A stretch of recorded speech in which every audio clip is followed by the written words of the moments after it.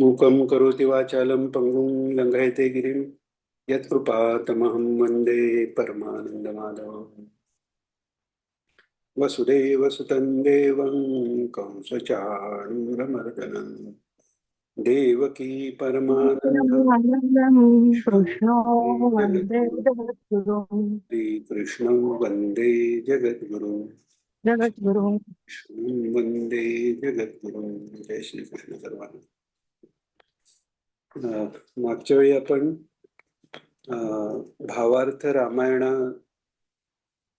सुरुवात केलेली. भावार्थ रामायणाला सुरुवात म्हणजे त्याची प्रस्तावना आपण बघत होतो आणि त्यात आपण एक पाहिलं, म्हणजे जे मागच्या वेळी ज्यांनी अटेंड केलं नसेल त्यांच्याकरता, की ही रामकथेचा फायदा म्हणजे बाकी जगाला तर आहेच फायदा, आपल्याला एक विशेष फायदा असा की महाराजांचं चरित्र फार अवेलेबल नाहीये. पण महाराजांचं चरित्र जर समजून घ्यायचं असेल तर रामाचा अवतार आणि महाराजांचा अवतार ह्याच्यात इतकं साम्य आहे की त्यामुळे वेगवेगळ्या प्रसंगी रामराय कसे वागले, रामराय आई वडिलांच्या बाबतीत रामरायांची भूमिका कशी होती, हे जर आपल्याला समजलं तर आपल्याला त्याचा कोरिलेशन महाराज असं सांगतात की धुंडीराज महाराजांच्या समोर म्हणजे वडिलांच्या समोर बसायचेही नाहीत. म्हणजे आपल्याला हे समजलं की साम्य बरोबर आहे. म्हणजे जे जसं महाराजांच्या चरित्रात ते तसंच रामाच्या चरित्रात. मग जे महाराजांच्या चरित्राचे भाग जे आपल्याला आपल्या समोर घडलेले नाही आहेत बरेचसे भाग, पण ते कसे घडले असतील हे समजून जर यायचं असेल तर हे रामांचं चरित्र उपयोगी पडणार आहे. मागच्या वेळेला आपण हेही पाहिलं की रामचरित्र कसं आहे. रामचरित्र म्हणजे कोणताही जो अवतार आहे भगवंताचा, त्यांचं चरित्र कसं आहे की एक एक अक्षरम पुंसा महापातक नाशनम, एक एक अक्षराने महापातकाचा नाश होतो. मग ह्याच्यावरनं आपल्याला एक लक्षात येतं की ज्यांच्या चरित्राच्या एक एक अक्षराने महापातकाचा नाश होतो ते भगवान जेव्हा स्वतः काही सांगतायत, तर महाराज एका भागवताच्या प्रवचनात म्हणालेले आहेत की जसं भागवत म्हणजे भगवंताचं चरित्र, तर भगवंताच्या चरित्रात भगवान काय बोलले हे हा भाग आहे, हाही चरित्राचा भागच आहे ना. मग त्या दृष्टीने बघायला गेलं तर भगवद्गीता हेही भागवत झालं. आणि दुसरं असं आहे की भगवानांचं चरित्र भागवत जे आहे त्याची परंपरा कुठून सुरू झाली, तर प्रथमतः हंसरूपाने भगवंतांनी स्वतः भागवत सांगितलं. महाराज भागवतात सांगतात, आणि ज्यांनी आपल्याला महाराज कोण आहेत हे कळायला सोपं जातं, की भगवंताचं चरित्र हे भगवंतच जाणू शकतो आणि भगवंतच सांगू शकतो. तर या दृष्टीने भगवंतांचं चरित्र जे आहे ते भगवंतांनीच सांगितलंय, त्यामुळे ती भगवद्गीता ही झाली, म्हणजे भगवानांनी गायलेलं. अशा दृष्टीने भगवद्गीता आणि भागवत हे एकच आहे. तसंच हे रामायण आहे. तर एकेका अक्षरांनी चरित्रातल्या महापातक जर नाश होत असेल तर मग त्यांनी म्हणजे त्यांच्याबद्दल दुसऱ्या कोणी लिहिलेल्या चरित्रांनीही जर असं होत असेल तर ते स्वतः जे बोललेले शब्द आहेत त्यांना किती महत्व आहे. आणि हे महत्व जेव्हा आपल्याला लक्षात येईल तेव्हा आपल्याला हेही लक्षात येईल की आपण महाराजांची जी प्रवचनं आहेत, तर आता ह्या महाराजांच्या साईटच्या निमित्ताने आपण ती प्रवचनं पुन्हा एकदा ऐकून पुन्हा लिहिणार आहोत. ती एवढ्याच करता की त्याच्यातलं एकही अक्षर, जसं गोडसे काकांनी सुरुवातीपासून घेऊन ठेवलं की एकही काना मात्रा वेलांटी वेगळी नाही, कारण त्यांची अक्षरं ही मंत्रमय आहेत. एक एक अक्षर आपल्या डोकं लावून त्याच्यात एकही बदल केला तर त्याचा परिणाम वेगळा आहे, तो पूर्ण परिणाम मिळणार नाही आपल्याला. त्या दृष्टीने त्या एकेका अक्षराचं महत्व आहे. आता रामरायांचं चरित्र जे आहे, आपण मागच्या वेळी एक पाहिलं की भगवान श्रीकृष्णांचं चरित्र हे आनंद घेण्यासाठी आहे, तर रामरायांचं चरित्र हे आचरण करण्यासाठी आहे. ज्या साधकाला आपला उद्धार करून घ्यायचा असेल तर त्याला सत्ववृत्ती वाढवणं आवश्यक आहे. सत्ववृत्ती वाढवायला कर्माचरण हे धर्माप्रमाणे झालं पाहिजे. तर आपण मागच्या वेळी पाहिलं की एखादा डॉक्टर आहे, सर्जन आहे, तो एक्सपर्ट व्हायला काय करतो, पुस्तकं वाचतो हे तर झालं, पण जो आधीच एक्सपर्ट सर्जन आहे त्याच्याबरोबर राहतो, तो कसा ऑपरेशन करतोय, तो कसा सगळ्या परिस्थितीत डोकं शांत ठेवतोय, कितीही कॉम्प्लिकेशन आली तरी तो त्याचं डोक्याची शांतता कशी भंग होत नाही, हे सगळं आपण तो जो नवीन पास झालेला जो सर्जन आहे तो या सिनियर सर्जनच्या बरोबर राहून त्याला पाहून पाहून जे शिकतो ते पुस्तकापेक्षा कितीतरी जास्त महत्वाचं असतं. तर या दृष्टीने संतांची चरित्र आणि संतांचे जे ग्रंथ आहेत त्याचा अभ्यास हा आपल्याला त्यांचा सहवासच घडवतो आणि त्यांनी आपण आपलं आयुष्य ते ज्या वाटेने गेलेत त्याप्रमाणे घडवायला थोडी तरी सुरुवात करू शकतो. त्या दृष्टीने आपण पुढेही जाऊ शकतो. आता अजून एक मागच्या वेळी आपण ज्या मुद्द्याला टच केलेला आणि तो अजून आपल्याला पुढे एलॅबरेट करायचा होता की रामचरित्र जे आहे, आता रामावतारात मर्यादा सगळ्या पाळून म्हणजे कुठेही ईश्वर शक्तीचा उपयोग न करता त्यांनी सगळं कार्य केलेलं आहे हे आपण पाहिलं. आणि महाराजांच्या या अवतारात त्या मर्यादा अजून पुढे गेलेल्या आहेत, कारण ब्राह्मण धर्म कोणाला शिक्षा करणंही नाही हेही आपण मागच्या वेळी पाहिलं. त्याच्याबरोबर ईश्वराची जे चरित्र आहे त्याच्यात गूढ आध्यात्मिक अर्थही भरलेला आहे. जसं वाल्मिकी रामायण आहे, भावार्थ रामायण आहे, तसं एक अध्यात्म रामायण ही आहे. आणि ते अध्यात्म रामायण फार मोठा विषय होईल, पण निदान आपल्याला हे लक्षात यावं की भगवंताची जी चरित्र आहेत ती कर्मयोगाच्या दृष्टीने उद्बोधक आहेत, ज्ञान योगाच्या दृष्टीने उद्बोधक आहेत, तशी ती आध्यात्मिक प्रवास दाखवणारीही आहेत. जसं आपण मागे पाहिलं ते अर्जुनाचा गर्व दूर करायसाठी भगवंत त्याला ते त्या ब्राह्मणाची मुलं मरत असतात आणि अर्जुन प्रतिज्ञा करतो वगैरे, ती भागवतातली गोष्ट आहे. तर ते तो मुलगा मी वाचवीन म्हणतो त्यावेळी तो मुलगाही गायब होतो. तर त्यावेळी ती मुलं दाखवण्यासाठी भगवान त्याला एका काळोख्या मार्गाने नेतात वगैरे, जे वर्णन आहे ते आज्ञाचक्रापासून सहस्रापर्यंत जायला जेव्हा तो जो प्रवास आहे तिथले त्याचंही वर्णन आहे. तर त्यामुळे जे जे आपल्या उत्कर्षात, आपल्या आध्यात्मिक उन्नतीत जे आतला गूढ प्रवास आहे, जो शरीर आणि मनाच्याही पलीकडचा जो प्रवास आहे, तो भगवंताच्या चरित्रात समोर त्यांनी दाखवलेला आहे. त्यामुळे तो मार्ग आपल्याला आतून काय होते बऱ्याच वेळेला आपल्याला कळत नसतं. तर तो जो प्रवास आहे तो या रूपकात्मक पद्धतीने स्वतःच्याच चरित्रात आचरण करून आपल्या भक्तांच्या निमित्ताने त्यांचा प्रवास सुखकर कसा त्यांनी केला त्यातनंही आपल्याला कळून येतो. त्यामुळे योग मार्गातही, ज्ञान मार्गातही, भक्ती मार्गातही कुठेही आपल्याला अडकल्यासारखं जेव्हा वाटतं तेव्हा जर भागवत आहे, रामायण आहे, हेच जर नीट वाचन झालं तर तिथे का अडकलंय, कुठे अडकलंय आणि तिथून पुढे जायचा मार्ग काय, हे सगळं मार्गदर्शन या ग्रंथातनं होतं.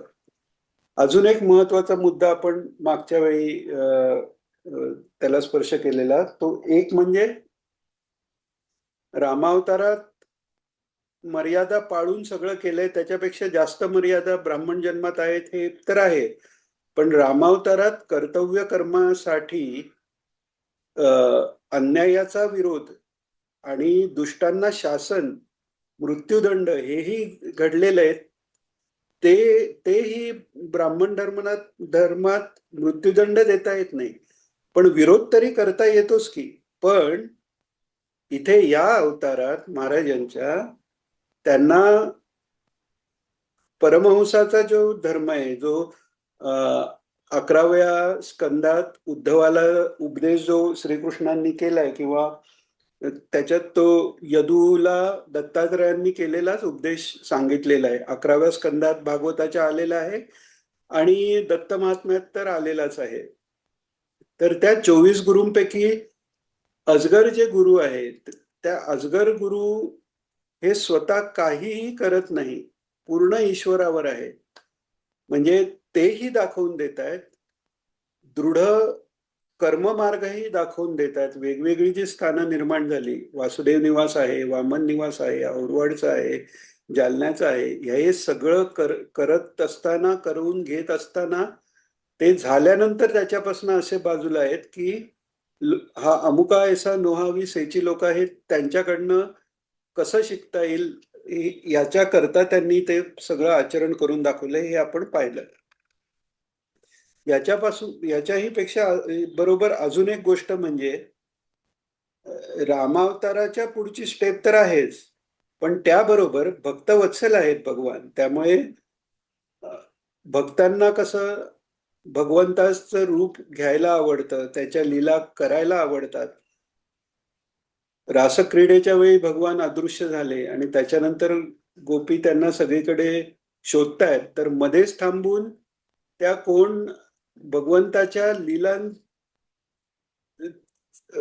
त्या स्वतः करून दाखवत आहेत. कोणीतरी असा हात वर करून गोवर्धन उचलतंय, तर कोणीतरी एकाला राक्षस करून दुसरी तिला मारते, असे सगळे ते लीला स्वतः करायला लागले. इतकं ते एकरूपत्व आहे आणि प्रेम आहे भगवंताच्या लीलेबद्दल. आणि इथे महाराजांच्या अवतारात जे एकनाथ महाराज आहेत, ज्यांनी गृहस्थाश्रमातही परमार्थ करता येतो, ईश्वराचं सानिध्य अपेक्षेपेक्षाही जास्त मिळू शकतं, हे जो दाखवणारा संत अवतार आहे एकनाथ महाराजांचा, तर तो भक्त इतका मोठा आहे. एकनाथ महाराज हे इतके मोठे भक्त आहेत की भगवंतानी त्यांची चाकरी पत्करली. असं सांगतात की दामोजी पंत ज्यांच्याकडे, म्हणजे जे दत्तात्रयांचे भक्त आहेत, तर त्यांना कुठेतरी तो प्रेमाचा अहंकार, त्यांचा अहंकार काही आपल्यासारखा बाधक असा नाही, पण कुठेतरी दत्तात्रयांचं दर्शन आपल्याला घडतं किंवा असं थोडंसं मनात आलं असेल, तर त्यांना एका दिवशी ध्यानात बसलेले असताना रूप समोरच येईना. मग त्यांना दिसत का नाही म्हटल्यावर मग दत्तात्रय म्हणतात की सध्या मी नाथांच्या इथे घरकाम करतोय, श्रीखंड्या म्हणून ते राहिलेत. तर हे जे प्रेम आहे भगवंताचं, की त्यांचे नोकर होऊन राहिलेत, आणि त्यांचे नोकर होऊन राहणं ते तिथेच संपलेलं नाहीये. आपण हे पाहतो की एखादा नोकर जो असेल, तो आपल्या स्वामीचं अनुकरण करायचा प्रयत्न करतो, किंवा एखाद्या कॉर्पोरेटमध्ये असेल तर स्वतःची प्रगती करण्यासाठी तो आपल्यापेक्षा वर जे आहेत त्यांचं मेंटरिंग घेऊन त्यांच्याप्रमाणे सगळं शिकायचा प्रयत्न करतो. किंवा एखादा घरातला बिझनेस असेल तर वडील आपल्या पुढच्या पिढीला किंवा ते समजून द्यायला स्वतःचे निर्णय कसे घेतले, आपली पद्धत समजावून देतात. त्यांनी काम छोटं होतं. पण भगवंताचं वात्सल्य असं आहे की इथे खरं तर भगवंताला काही शिकायची गरज नाहीये, पण भगवंताचं वात्सल्य असं आहे की श्रीखंड्या म्हणून त्यांचे नोकरही झाले आणि भक्ताच्या प्रेमात इतके आहेत एकनाथ महाराजांच्या की त्यांच्याप्रमाणे आचरण करून आपला पुढच्या अवताराचं कार्य करावं, हे या उद्देशाने पुन्हा महाराजांच्या स्वरूपात एकनाथ महाराजांसारखं सगळं वागणं, रामरायासारखं सगळं वागणं, असा भक्त आणि भगवान या दोघांचेही एकरूपत्व ज्या रूपात आलंय असे महाराज आहेत. आणि तो जेव्हा आपण विचार करतो, बरं हे आपलं भावार्थ रामायण सुरू व्हायच्या आधी असा विचार चाललेला की वाल्मिकी रामायण घ्यावं का भावार्थ रामायण घ्यावं, कुठलंही घेतलं तरी एक रामायण घेताना आपण दुसऱ्यातलं हे सांगणारच आहोत. म्हणजे हे काही अगदी हार्ड अँड फास्ट याच्या बाहेरचं नाही असं नाही. जेवढं आपल्याला माहिती आहे ते आपण एकमेकांना यात सांगत जाऊच. पण भावार्थ रामायणाचं घेतलं म्हणण्यापेक्षा ते असं जुळून आलं, महाराजांनी अशी प्रेरणा दिली की भावार्थ रामायण व्हावं. याचं कारण म्हणजे भावार्थ रामायण चरित्र कोणाचं आहे? रामाचं. लिहिलंय कोणी? नाथ महाराजांनी. आणि महाराजांच्यात या दोन्हीही स्वरूपाचा संगम आहे. भगवान म्हणूनही ते आहेत, सगळ्यांचा उद्धार करणारे, आणि भक्त म्हणूनही एकनाथ महाराजांसारखं आचरण आहे. तर त्यामुळे जर भावार्थ रामायणाचा जर आपल्याला अभ्यास झाला तर आपल्याला एकनाथ महाराजांना रामाबद्दल काय वाटतंय, एकनाथ महाराजांनी कसं लिहिलंय. एक तर आहे रामायण आणि ते कोणी लिहिलेलं आहे. जसं आपण मागच्या वेळी पाहिलं की ज्ञानेश्वरी ही बाकी गीतेच्या टीकेपेक्षा वेगळी कशी, की स्वतः विष्णू अवतार असल्यामुळे ज्ञानेश्वर माऊलींनी बिटवीन द लाईन्स जे म्हणतात तसं 2 श्लोकांच्या मधल्या गोष्टी एक्सप्लेन केल्यात. म्हणजे काय, तर आपल्याला बऱ्याच वेळा प्रश्न पडतो गीतेत की एक श्लोक झाल्यानंतर दुसरा श्लोक एकदमच वेगळा आहे. म्हणजे त्यातलं मधलं लिंक कळत नाही की हा आणि पुढचा श्लोक याचा संबंध कसा लागतो. तर तो कसा लागतो ते ज्ञानेश्वरीत आपल्याला समजून येतं. कारण काही ठिकाणी ज्ञानेश्वर माऊलींनी हे सांगितलंय की भगवंत हे म्हणाले, पण हे म्हटल्यानंतर अर्जुनाला ते कितपत कळले हे म्हणजे कळलेलं नाही, किंवा त्याचं प्रश्नचिन्ह कळल्यावर मग भगवंतांनी हे सांगितलंय. हे ज्ञानेश्वर माऊली आपल्याला जेव्हा सांगतात तेव्हा ती मधली गॅप भरून निघते. आणि म्हणून ज्ञानेश्वरी ही भावार्थ दीपिका आहे. म्हणजे भगवंतांनी सांगितलेला गीतेचा नुसता अर्थ नाही, त्या गीतेला सांगताना त्या प्रत्येक श्लोकाचा, प्रत्येक शब्दाचा भाव, आणि तो शब्द उच्चारताना भगवंताचा जो भाव आहे, ईश्वर भावात येऊन गीता सांगितलेली आहे. आपण जर कोणी महाभारत वाचलं तर तिथे श्रीकृष्ण उवाच किंवा असे सगळं आहे. फक्त गीतेचा भाग जेवढा आहे तिकडेच भगवान उवाच म्हणून श्लोकाची सुरुवात होते.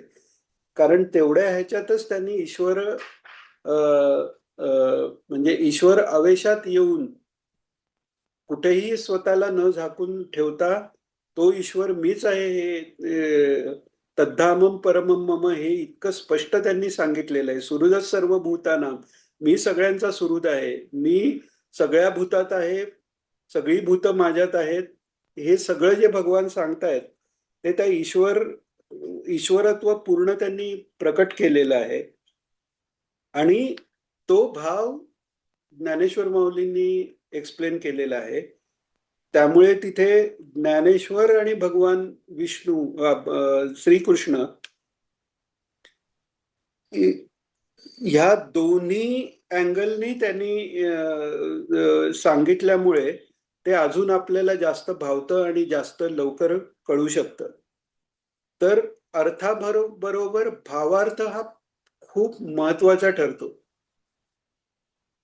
आणि इथेही हे जे रामायण आहे ते याला काही एकनाथ रामायण नाही म्हटलेलं, भावार्थ रामायण. त्यामुळे एकनाथ महाराजांनीही इथे भावार्थ सांगितलेला आहे. कथेचा भाव काय आहे, प्रत्येक गोष्ट झाली आहे कशा करता, त्यातनं रामचंद्रांचे कोणते गुण समोर येत आहेत हे कळण्यासाठी म्हणून ही रचना एकनाथ महाराजांनी केलेली आहे. आणि वाल्मिकी रामायण काय, एकनाथ महाराजांचं भावार्थ रामायण काय, हे ध्यानावस्थेत झालेलं आहे. जसं भागवताचं किंवा पुराणांचं व्यासस्य समाधी भाषा, समाधी अवस्थेत लिहिलेले हे सगळे व्यासांनी ग्रंथ आहेत. तसे हे एकनाथ महाराजांनी वाल्मिकींनी समाधी अवस्थेत ध्यानात ध्यान करून लिहिलेलं चरित्र आहे. नारद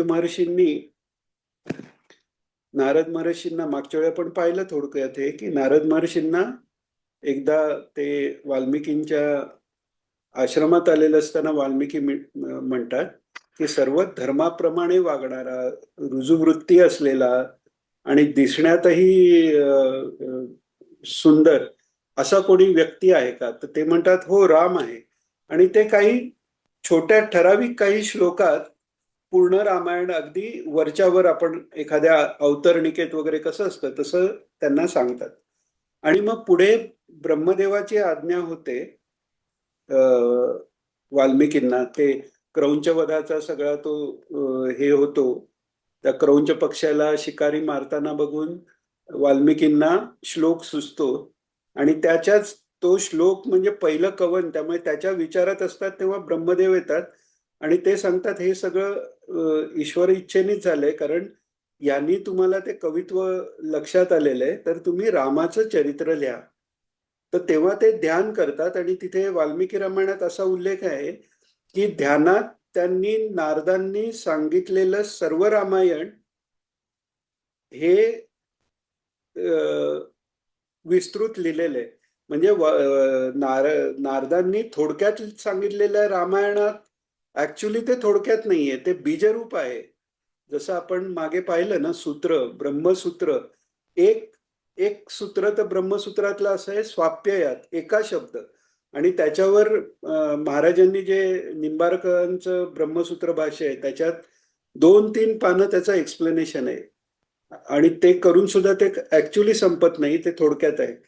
तर सांगायची याच्यात मुद्दा असा की नारदांनी जे रामाचं चरित्र छोट्या ह्याच्यात सांगितलं ते ध्यानाने वाल्मिकींनी ते समजून घेऊन त्याचा विस्तार जो त्यांच्या मनात प्रकट झाला तो पुढे मानलाय. आणि असं सांगतात की सगळं वेदांचं रहस्य रामायणात आलेलं आहे, जसं भागवतात आहे. तर असं हे रामचरित्राचं महत्व आहे आणि त्यातूनही भावार्थ रामायण.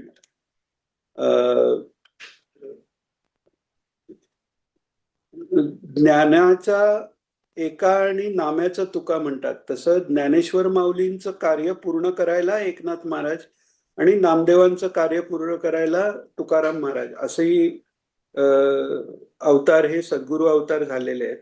तर त्या दृष्टीनेही ज्ञानेश्वरीचा अभ्यास नंतर एकनाथी भागवताचा अभ्यास करतात लोक आणि हा भावार्थ रामायणाचा, भावार्थ दीपिकेनंतर भावार्थ रामायणाचा अभ्यास हा उपयोगी पडणार आहे. आणि मागच्या वेळी आपण पाहिल्याप्रमाणे महाराज जे त्यांच्या प्रवचनात वेगवेगळे ग्रंथ सुचवतात त्यात बऱ्याच वेळा भावार्थ रामायण चा उल्लेख महाराजांनी केलाय. तर त्यामुळे त्या दृष्टीने या ग्रंथ वाचनाने भावार्थ रामायण वाचावं हे जे महाराजांनी वेळोवेळी सांगितलेलं आहे तर त्यांचं आज्ञापालनही होईल. आणि ते वाचून आतापर्यंत आपण बघितलं तसं महाराजांचं अंतरंग आपल्याला समजून घेण्याकरता, त्यांच्या सहवास राहण्याकरता त्याचा उपयोग होईल. तर भावार्थ रामायणाला सुरुवात करण्याच्या आधी आपण मोठ्या महाराजांचं एक जे पद आहे की भवाटवीमध्ये स्वानुभूती सीता, तेही आपण बघणार आहोत की जेणेकरून पूर्ण अध्यात्म रामायण जरी आपण बघितलं नाही तरी या रामायणाचा किंवा कोणत्याही भगवंताच्या संतांच्या चरित्राचा उल्लेख विचार करताना त्यातल्या आध्यात्मिक अंग ही उलगडण्याची किंवा एक्सप्लोर करण्याची एक वृत्ती आपली तयार व्हावी, त्याकरता आपण ते थोडक्यात घेऊ. त्याच्या आधी एक छोटासा अनुभव पण सांगायचा आहे या विषयाबद्दल. मध्ये एकदा बोलत असताना वसुधाताईंना तो मी शेअर करताना त्या म्हणाल्या की हा आपल्या विषयाशी अनुगत आहे त्यामुळे हाही तू सांग. आता कसं झालं की हे रामायण, भावार्थ रामायण, वाल्मिकी रामायण असं एकत्र वाचत असताना मध्येच आता आपल्याला जे प्रतिपदेपासून आपण गुढीपाडव्यापासून रामनाम नौका हा एक उपक्रम आपण सुरू केला की त्याच्यात काही स्लाइड्स मध्ये महाराजांनी रामरायांबद्दल सांगितलेलं ज्या गोष्टी हे आहेत प्रवचनातले उल्लेख आहेत किंवा भागवतात तर पूर्ण ती कथा थोडक्यात जी आलेली ती महाराजांनी सांगितलेली, पण त्या कथेपेक्षाही त्या प्रत्येक पात्राचं महत्व जे महाराजांनी सांगितलेले, चांदणे कैवल्याचे मध्ये लोकाभिरामम श्रीरामम म्हणून जे प्रवचन आहे 20 एप्रिल मला वाटतं 94 असावं जालन्याला झालेलं प्रवचन ते, तर त्यातल्याही स्लाइड्स करताना तोही ऍस्पेक्ट समोर आला. म्हणजे आपण भावार्थ रामायण विचार करताना त्यातल्या प्रत्येक व्यक्तीकडनं काय शिकायचं, भरताचा त्याग कसा मोठा आहे, त्याच्याही पेक्षा शत्रुघ्नाचा त्याग कसा आहे, हे सगळं ती भूमिका ठेवून आपण जेव्हा वाचू तर ते आपल्याला अधिक कळणार आहे. आपण काय करू, थोडासा कथेत पुढे गेल्यावर मध्ये मध्ये आपण महाराजांच्या प्रवचनातलंही वाचू. आधी आपला प्लॅन असा होता की ते म्हणजे शनिवारी ते वाचायचं आणि आत्ता हे, पण मग आपण काकांच्या सांगण्याप्रमाणे हे आपण व्हिडिओ रेकॉर्ड करतोय तर एका रामायणाच्या ह्याच्यातच सलग येण्याकरता आपण ते वाचू, किंवा भवाटवीमध्ये झाल्यावर महाराजांचं निदान ते एक प्रवचन तरी पूर्ण आपण वाचू आणि मग पुढे भावार्थ रामायणाला आपण सुरुवात करू. पण हा तर सांगायचा मुद्दा याच असा की सगळीकडनं जेव्हा हे भावार्थ रामायण करायचं ते मागच्या वेळी सांगितल्याप्रमाणे एका साधकांना महाराजांनी येऊन सुचवलं, स्वप्नात सुचवलं, जागृतीत सुचवलं आणि त्यांच्या आज्ञेप्रमाणे आपण हे करायला घेतलंय. त्यांचं नाव नाही सांगतायत, पण ते वाचायला एकतर कसं सोय महाराज कशी करतात, मध्ये काही कारणाने बेडरेस्ट घ्यायला भाग पडलेलं, त्यामुळे रोजचं अनुष्ठान शक्य नाही, बाकी काही गोष्टी शक्य नाही आणि ते बऱ्यापैकी आपोआप वाचन घडलं. म्हणजे आपण म्हणतो ना झक मारत वाचायला लागलं तसं महाराजांनी, कारण पडल्या पडल्या करणार काय, आणि ते एकदा वाचायला गेल्यावर ते इतकं सुंदर आहे की आपण खालीच ठेवू नये. म्हणजे 8 तास 9 तास 10 तास किती वाचनात गेले आपल्याला लक्षातच येत नाही, इतकं ते दोन्ही वाल्मिकी रामायण आणि भावार्थ असं छानच हे आहे. पण त्याच्याबरोबर टीव्हीवर म्हणजे श्रीकृष्णाची सिरियल पाहताना त्याच्या शेवटचा भाग येतो, त्याच्यात ते श्रीकृष्ण काहीतरी उपदेश देतात असं सिरियलपेक्षा किंवा त्या गोष्टीपेक्षा वेगळं दाखवलेलं असतं. त्यात रामाचा उल्लेख म्हणजे रामाच्या गुणाचा की डिसिजन मेकिंग कसं असावं. तर राम अजूनही आपण रामांचं स्मरण करतो कारण प्रत्येक वेळेला प्रत्येक कठीण प्रसंगात त्यांनी डिसिजन कसे घेतले आणि तेच आपल्याला महाराजांच्या चरित्रात बघतात. मोस्ट कॉम्प्लिकेटेड गोष्टीत इतके शिताफीने त्यांनी मार्ग काढलेला आहे, वेळच्या वेळी अचूक आणि हजर जबाबी नुसतं नाही, हजर प्रसंगी म्हणावं असं की त्यावेळी जे योग्य ते पटकन करून पुढे जाणं हे ज्याला जमतं तो श्रेष्ठ ठरतो. तर त्या दृष्टीनेही रामरायांचे जे चरित्र आहे ते आपल्याला उपयोगी पडणार आहे. आणि अजून एक गोष्ट झाली, रामनाम नौकाचं हे आपण पीपीटी करत होतो. बेसिकली काय, महाराजांचे वेगवेगळ्या प्रवचनातले रामचरित्रात आलेल्या गोष्टींबद्दल जे आहे ते थोडस सिरियली देता येईल असं आणि पात्रांप्रमाणे देता येईल असं थोडस आपण करत होतो. आता ते अनप्लॅन्ड होतं, अचानक कोणाला तरी आयडिया आली, ती मग वाढली आणि मग ज्यांनी करायचं ठरवलेलं त्यांनाही जमलं नाही. तर एकदा आपण महाराजांचं काहीतरी करायला ठरवलं म्हणजे ती महाराजांची इच्छा, आज्ञा, आदेश मानून आपण करत असतो. तर त्यामुळे ते करायला घेतलं आणि पीपीटी करणं किंवा याला मदत आत्ता आत्ता बरेच छान मदत मिळायला लागली मुलांची, पण तरीही ते काम इतकं सरळ सोपं नाहीये. त्यामुळे त्याच्यात बराच वेळ जातो. ते पीपीटी करा, मग ते स्लाइडचं स्पीड, मग त्यात फोटो चूज करा, हे चूज करा. तर त्याच्यात आपण एक कन्सेप्ट काय घेतला की श्रीरामांचा फोटो पहिल्या पानावर आणि सगळ्या पानावर तोच फोटो बॅकग्राऊंड मध्ये एकदम ट्रान्सपरन्सी जास्त ठेवून, म्हणजे अगदी पुसट असा तो दिसेल असा. आणि शेवटच्या पानावर आपण काय केलं तर शेवटच्या पानावर महाराज आणि आईसाहेबांचा फोटो ठेवायचा. आता महाराज आणि आईसाहेबांचे फोटो तसे एकत्र फोटो फार कमी आहेत. तर ते सगळे फोटो एकत्र करून ते ठेवायचे असं चाललेलं. आता हे करत असताना आता रामराय आहेत, म्हणजे तुमच्याकडनं दाखवताना त्याप्रमाणे विचार करून दाखवतो की लक्ष्मण आहेत, मध्ये रामराय आहेत आणि वामांगी सीता आहे, बरोबर आहे. आणि शेवटच्या स्लाइडला पण बॅकग्राऊंडला तर राम लक्ष्मण म्हणजे सीता हे दिसत आहेत. म्हणजे आपण बघताना स्क्रीनवर वामांगी सीता म्हणजे आपल्याला उजव्या बाजूला सीता दिसते आणि डाव्या बाजूला लक्ष्मण दिसतो आणि मध्ये श्रीराम दिसतात. आणि महाराज आणि आईसाहेबांच्या फोटोत ऑलमोस्ट प्रत्येक फोटोत आईसाहेब उजव्या बाजूला दिसत आहेत. हे आतापर्यंत म्हणजे गेले किती जवळजवळ आता किती पण 45-46 वर्ष महाराज ज्यांचे फोटो पाहतोय किंवा आईसाहेबांबरोबरचे फोटो पाहिलेले तेच फोटो बऱ्याच वेळा परत परतही पाहिलेले आहेत, पण हे कधी नोटीस नाही झालं. तर या सेवेच्या निमित्ताने ते एकदम जाणवलं की मग हे काय असं कसं, म्हणजे सगळेच कसे उजव्या बाजूला आईसाहेब आहेत. आणि नेमकं त्यावेळी एक अजून एक गोष्ट आठवली की आता आपण महाराजांच्या प्रवचन अपलोड जी केली जात आहेत साईटवर आपल्या आणि युट्यूबवर, तर त्याच्यात एक छोटस 6 मिनिटाचा महाराजांचा नाना महाराजांबरोबरचा एक संवाद आहे. आणि त्या संवादात महाराज म्हणजे आपल्यापैकी ज्यांनी आधी पाहिलं असेल महाराज नाना महाराजांशी, मानवतकर महाराजांशी किंवा कोणत्याही सत्पुरुषांशी किती नम्रपणे राहायचे, आवाज हे करून बोलणं नाही किंवा उभं राहतील, बसायला तयार होणार नाहीत वगैरे.